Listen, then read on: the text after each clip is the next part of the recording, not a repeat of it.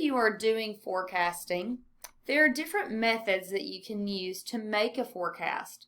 You might use all of the methods you know and look if there's a common ground amongst those forecasts. Remember, you're really just trying to predict what's going to happen in the market at some point in the future using past trends and the information that is currently available to you. So one method that you could use is called extrapolation. Extrapolation assumes that what happened in the past will happen again. Now, as you can imagine, there are some shortcomings with this because we all know that just assuming what happened in the past will happen again generally is not a good way to figure out what's going to happen. But if you're looking at something in the short term, maybe if you're looking at the sales of corn from June to July, you might be able to use this method.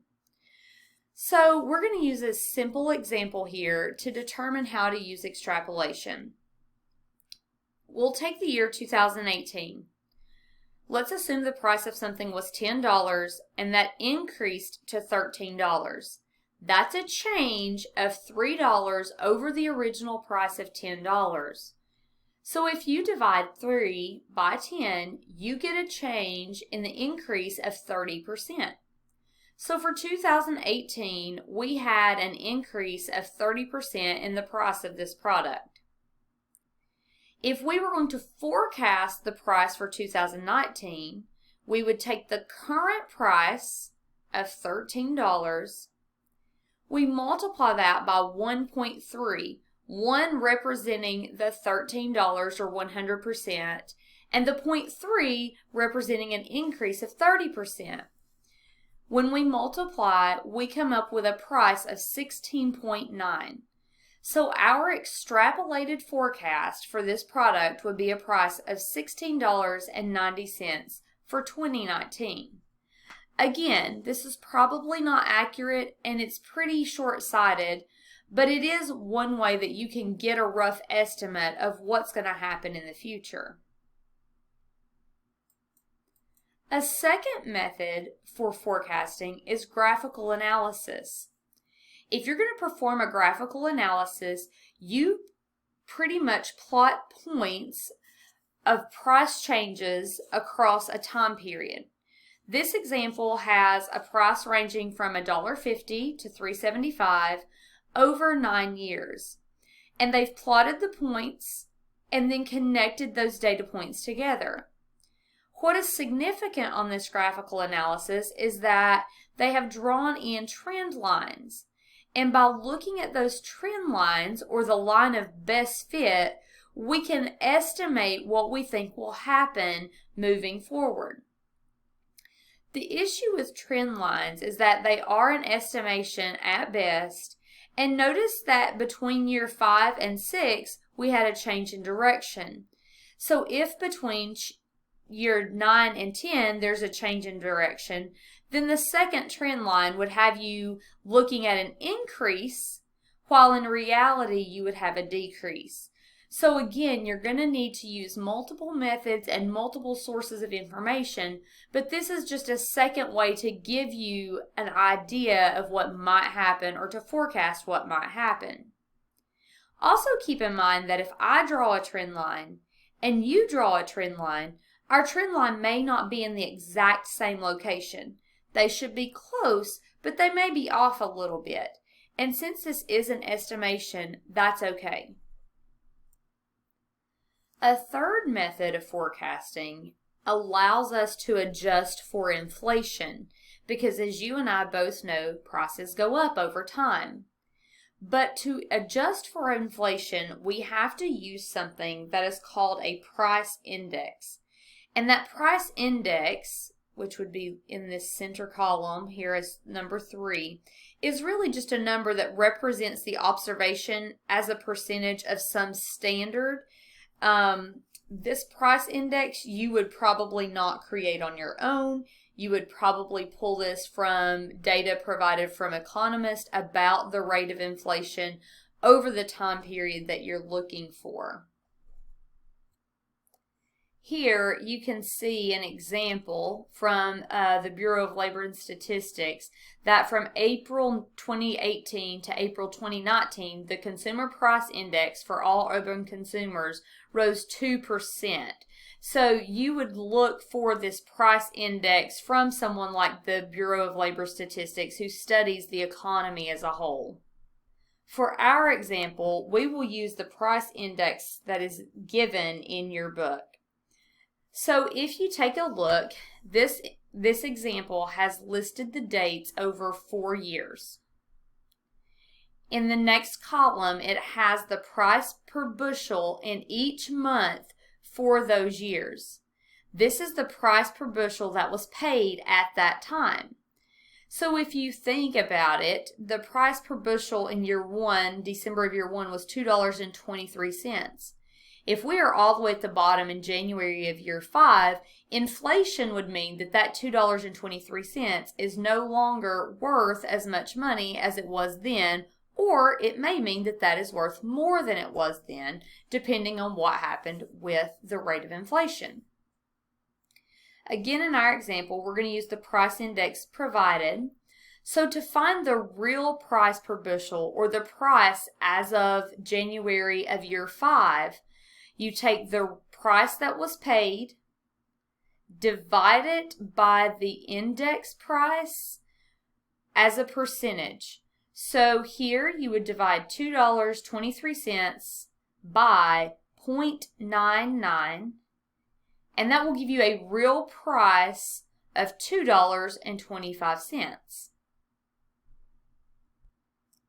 And we repeat this process all the way down to see what is happening in real time or once we have adjusted for the influence of inflation.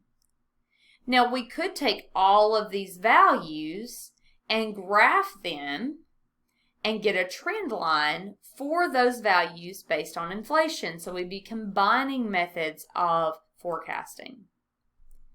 You'll also notice that in the last column here, they have calculated the moving average of the price per bushel.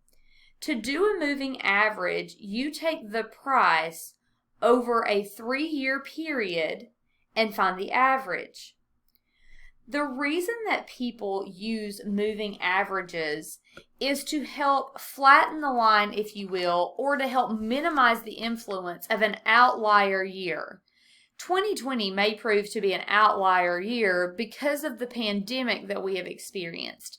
It wouldn't be necessarily a good thing to assume that what happened this year is going to happen next year, the next year, the next year, however long you want to drag that out, like in the extrapolation method.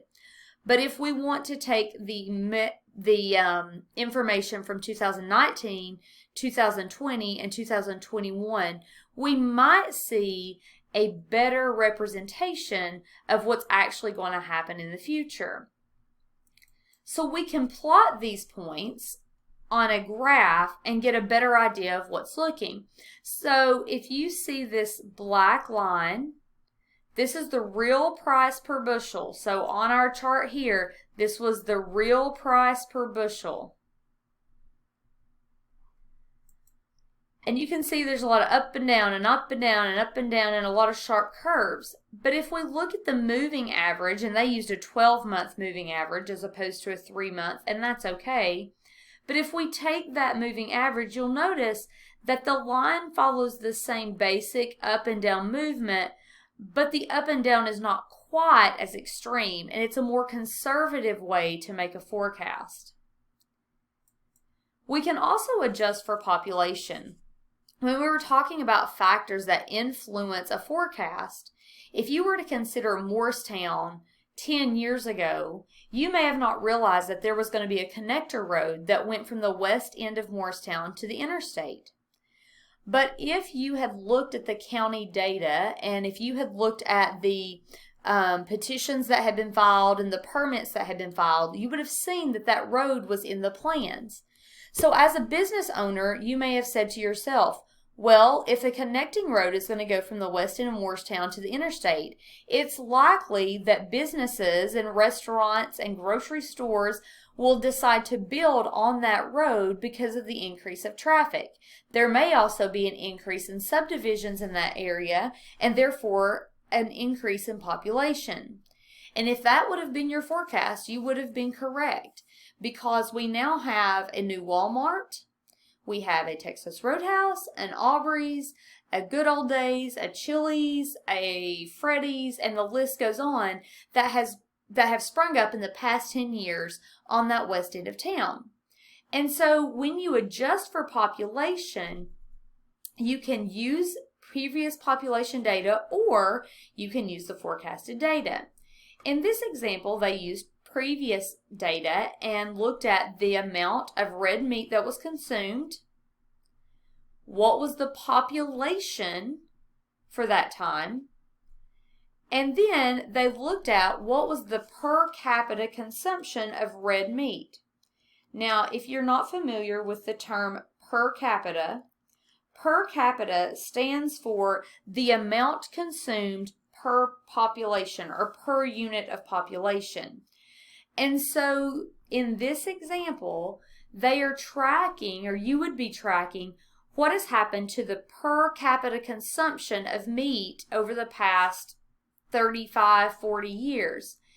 And if you were to use this example or this per capita concept, it makes sense because the population may have increased, but if the amount per person has decreased, then your forecast would need to reflect the fact that as the population increases, the amount that people eat per person has gone down. And so to get this per capita number, we take the number of pounds consumed, divide that by the population, and it will give us a percentage of the per capita in pounds. We can also watch for seasonal or cyclical patterns. In agriculture, everything seems to work on a cycle. So if you're a vegetable producer, you probably want to look at seasonal patterns. The amount of fresh produce you sell in January will probably look different than the amount of fresh produce you sell in August. That's a seasonal pattern. The sale of chrysanthemums in the fall is a seasonal pattern. The sale of poinsettias at Christmas is a seasonal pattern. But we also have cyclical patterns, which are longer than one season, but definitely cycle. If you think about cattle, that would be a cyclical pattern of sales for the farmer because it may extend past one season, but there's a cycle in place that allows us to look at the changes that are likely to happen. So anything that extends beyond 1 year is really a cyclical pattern, and things that happen within a year are seasonal patterns. So for us to be able to use a forecast, we have to understand the assumptions behind the forecast. And the assumptions are that the data you have is correct, and that what happened before will happen again, and that there are no new changes in the environment. And we know that those things can't always happen. Update your forecast frequently because things will change. You may want to forecast things in different methods so that you can use alternative outcomes and what would be your plan if there is an alternative outcome. And hopefully, the forecast should lead to a lower cost and higher sales and profits because you have a better idea of what's going to happen in the future. Finally, the futures market is a more standardized forecasting system where buyers and sellers agree on a price, quantity, and quality of a commodity to be transferred at some time in the future. You can also hedge in the market, which means you take an equal and opposite position in the cash and futures market. For more information on futures, please watch the third video.